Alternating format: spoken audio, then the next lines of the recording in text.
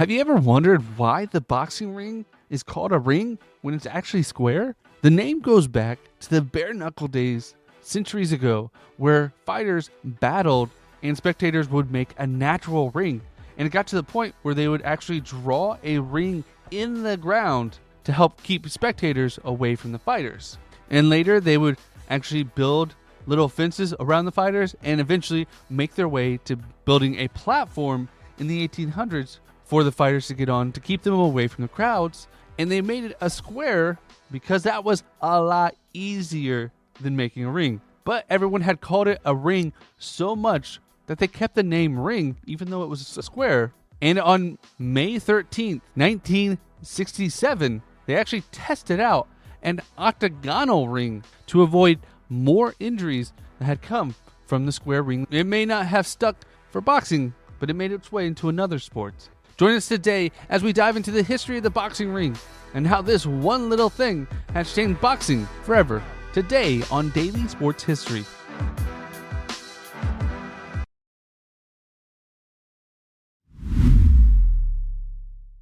Welcome to Daily Sports History. I'm Ethan Reese, your guide, as you daily learn more about sports history, increasing your sports knowledge. As we dive into the history of the boxing ring.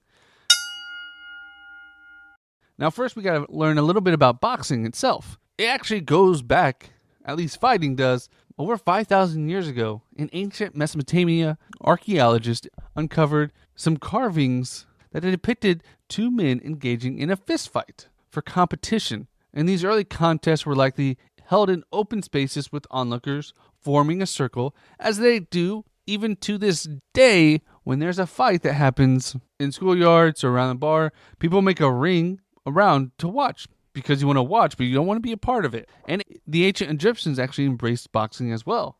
Although calling it boxing was more just like fighting.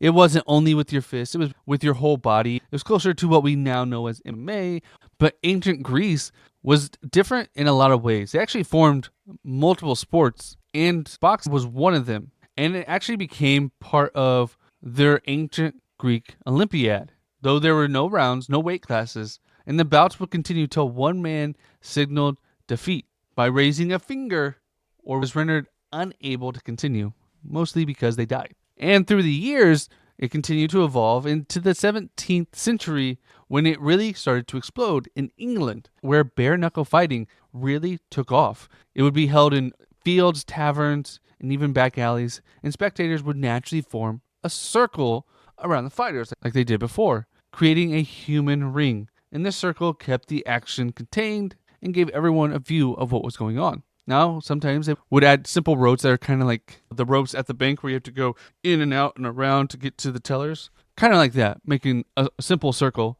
And the first bare-knuckle fight actually took place in 1681 between a butler and a butcher. Now, was this the first one? Probably not. But it's the first one that was written down. And in history, that far back, that's really what we keep track of. Now, prize fighting took shape with James Figg in 1719, who we covered on a previous episode, who really changed bare-knuckle fighting and championships forever. And his protege, Jack Broughton, gave even more to the sport when he created the Broughton Rules in 1743, which gave boxing a more formal set of rules closer to what would resemble boxing today. And his rules actually required a 1-yard square in the center of the fighting area where boxers could meet and start each round. And this is the first time the square really took place, as it typically was a circle that would get drawn on the ground or roped off. But circles are hard to create a ring out of with material, but a square is a lot easier. Then boxing continued to evolve, and in 1838, the London Prize Ring Rules introduced a major innovation, saying a 24-foot square ring marked by ropes or chalk should be placed in the informer circle. And this really standardized what would go on to become boxing, as boxing had lots of rules that adjusted, but there's some things that stand out, just like the boxing ring stood out. And other namesakes, such as the phrase ringside seat, emerged in the 1960s. Now they actually involved this to include ropes as well, because just squaring off it did not keep spectators away. This was all in protection of the fighters. They would eventually lift it off the ground, giving them a stage to fight on, and include the ropes so, one, fans could not get in, And two, the fighters wouldn't fall off the stage because they're focused on a fight. And if you don't have a barrier for the fighters, they're going to fall off.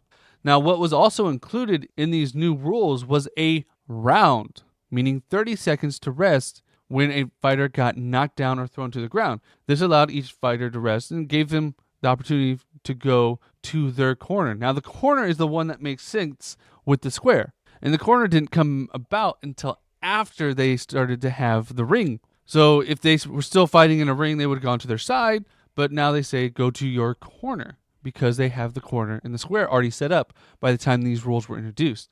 And these rules further made it more like boxing. It outlawed headbutting, gouging, hitting below the waist, kicking, biting, using hard objects, and making the sport less brutal and more focused on skills. Wrestling was still allowed, but they added more penalties. And the London prize ring rules started to spread quickly through Britain and the United States. And these led the groundwork that would become what is known as the Queensberry rules in 1876 and really led to what boxing as we know it today. It mandated that they would have padded gloves, which they used to use when they got ready for a match to protect their hands, but they added it to the rules to help a new level of safety.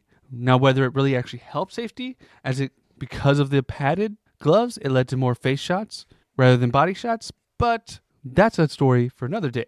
Now, rounds were actually standardized as well, as it became 3 minutes per each, with 1 minute break between rounds, making it more structured like we have today.